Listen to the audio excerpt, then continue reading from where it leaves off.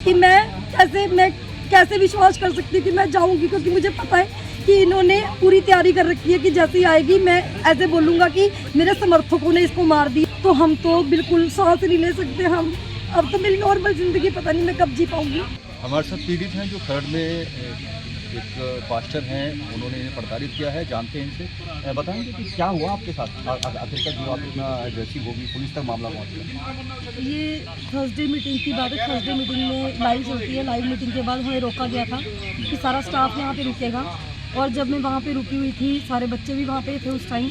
और Friday early morning 12:20 AM की बात है, जब बजिंदर चर्च में आया तो उसके बाद एक लड़के को लेकर बात थी, उसकी फैमिली को लेकर बात थी, क्योंकि उसकी जो बहन थी वो मीडिया में काम करती थी। पहले वो मेरे प्रेयर टावर में थी, पर जब वहाँ पे ये सब कुछ हो रहा था तो उन्होंने उस लड़की को अलग कर दिया था, मीडिया में ले गए थे उसको। और उस लड़की को जब मीडिया में लेके गए, उसके भाई ने भी देखता था कि जब वहाँ पे संडे को काम होता था, अगर वो कहीं मिस हो जाती थी तो उसके भाई के साथ बहुत मिसबिहेव किया जाता था, उसके थप्पड़ मारा जाता था, उसके माइक उसको कह देना था तू भी चला जा, तू भी भाग जा यहाँ से। तो ये चीज़ें वहाँ पे हो रही थी। और जैसे ही इनकी सेकंड मैरिज की बात आई और वो मीडिया पे बात आई, तो उस बच्चे ने वो जो वीडियो थी वो अपनी बहन को भेजी, जिस बात को लेकर ये सारी बातें हो गई। क्या था उस वीडियो में? उस वीडियो में था कि जैसे कि प्रॉफिट जी की दूसरी शादी, उसके बच्चा हो रखा है। तो वो चीज़ जब उस बच्चे को पता लगी, उसने वो वीडियो का लिंक था जो अपनी बहन को शेयर किया था, और जब उसको शेयर किया गया तो वो लड़की बिल्कुल सुनना नहीं चाहती, क्योंकि उसका माइंड ऐसे किया हुआ है। तो वो लड़की ने अपने भाई के खिलाफ और हमारे खिलाफ बोला कि ये मुझे चर्च आने से रोकते हैं, मुझे सेवा करने से रोकते हैं, क्योंकि 3-4 दिन वो लड़की गई नहीं अपने भाई के प्रेशर से। और उसके बाद जैसे ही वो आए तो उन्होंने उसको बोलना शुरू कर दिया कि तू ऐसे कर रहा है, तू अपनी बहन को नहीं आने दे रहा, तू कौन होता है। और उसके उसके मुंह पे फेंक के मारा, बैग मारा, उसके थप्पड़ मारा। और जैसे ही वो कर रहे थे तो मैंने बोला कि आप ये क्यों कर रहे हो?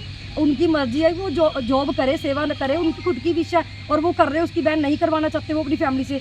तो उन्होंने मेरी तरफ कापी बिल्कुल भगा के मारी। मेरे बच्ची थी, 1.5 साल की बच्ची है मेरी, छोटी सी, वो मेरी गोदी में थी, और उसके बिल्कुल मेरे को लगा उसके मुंह पे लगी वो चीज़। मैंने उसको साइड की, आगे गई तो उन्होंने सबसे पहले मेरे यहाँ पे छाती पे हाथ मारा, मेरा गला दबाया, मुंह पे थप्पड़ मारे, मुक्के मारे, और मुझे बिल्कुल दबाने की कोशिश करी, मेरा मुंह बंद कराने की कोशिश करी। और उसके बाद जब बच्चों ने मुझे बचाया, और वो बच्चा भी बोल गया कि ये मेरी मदर जैसे मुझे ट्रीट करती है, इनका इस चीज़ में कोई रोल ही नहीं, आप इनको क्यों बोल रहे हो, आप मेरे से बात करो।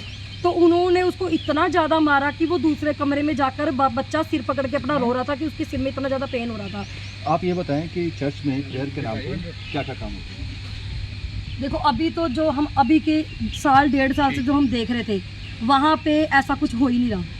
जब हम वहाँ पे जा रहे, अगर शांति नहीं है, मारपीट है, हिंसा है, ये सारी चीज़ें क्या है? तो जिसके कारण हमें डिसीजन लेना पड़ा। जब अब मेरे पे भी बात आ गई, मेरे हाथ मारा, ये चीज़ें सारी देख के, तो हमने डिसीजन लिया कि जहाँ ये चीज़ें है ही नहीं है, प्रेम ही नहीं है, परमेश्वर के वचन के अनुसार नहीं है, और वो एक बाइबल का वो पकड़ा हुआ है, उन्होंने धर्म की वो चादर ली हुई है, और उसके नाम पर इतना ज़्यादा शोषण किया जा रहा है, इतना ज़्यादा बच्चों को मारा पीटा जा रहा है, तो हमने वहाँ से निकल जाने का डिसीजन ले लिया था। अब जब पुलिस ने आपके शिकायत पर FIR लॉन्च कर ली है, उसको भी बुला लिया है, तो अब किस तरह का खतरा आपको? अब आप कुछ खतरा? अब मुझे ये खतरा है कि जैसे कि मैंने जिस दिन कंप्लेंट कराई, अगले दिन ही SSP ऑफिस में जब इन्होंने वहाँ पे धरना लगाया, वहाँ पे हमें पता लगा, और उधर से हमें पुलिस की फ़ोन आ रहा था हमें कि आप आओ, जो आपकी कंप्लेंट की गई है उसका आप यहाँ पे अपनी लिखा के जाओ, और चर्च में जाना है अपने, चर्च में वहाँ पे हमने एक नक्शा बनाना है। मैं इतना ज़्यादा डर गई थी कि मैं वहाँ पे गई, और मैंने वहाँ पे प्रोटेक्शन के लिए बोला, और मैं वहाँ पे रोने लग गई कि मैं कैसे विश्वास कर सकती कि मैं जाऊँगी, क्योंकि मुझे पता है कि इन्होंने पूरी तैयारी कर रखी है कि जैसे ही आएगी मैं ऐसे बोलूँगा कि मेरे समर्थकों ने इसको मार दिया, ये भीड़ ने इसको मार दिया। तो ये चीज़ें पूरी प्लानिंग के साथ ही हमें बुला रहे थे, पर मैं गई नहीं वहाँ पे। अभी भी आपको कुछ धमकियाँ मिली?